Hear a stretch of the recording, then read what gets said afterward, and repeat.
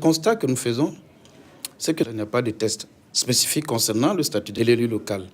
C'est-à-dire qu'en réalité, toutes les questions concernant les droits et devoirs des élus, leurs suggestions sont dans les tests éparses. Il faut donc chercher dans tel décret, dans telle loi, et donc c'est ça l'un des premiers constats. Deuxième constat que nous faisons au niveau du statut de l'élu local, c'est le niveau de la rémunération. Vous savez, le principe essentiel, c'est que les fonctions sont gratuites. Les fonctions sont bénévoles. Et donc, il est évident que dans ces conditions, les indemnisations, la rémunération sous forme d'indemnité ou de prime n'est pas tellement attractif. La raison, c'est qu'on dit que c'est bénévole. Mais ce qu'on oublie, c'est que malheureusement, le coût de la vie a augmenté. Et ensuite, les élus interviennent dans plusieurs domaines, y compris même la prise en charge sociale de leurs administrés. L'autre constat, c'est au niveau de la protection sociale et la protection juridique des élus.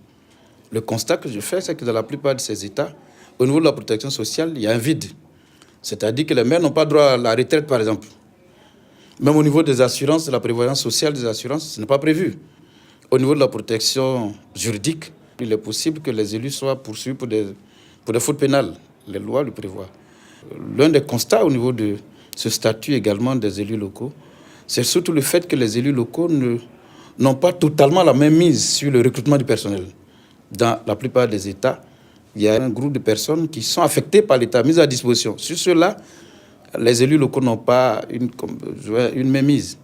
Et puis ensuite, tout dans ce domaine, c'est surtout la question essentielle du transfert des compétences. Que voulez-vous que les élus fassent si en même temps les compétences ne sont pas transférées, notamment avec les ressources financières qui vont avec? Il faut que de plus en plus les collectivités territoriales puissent mettre en place, du moins l'État puisse mettre en place une fonction publique territoriale.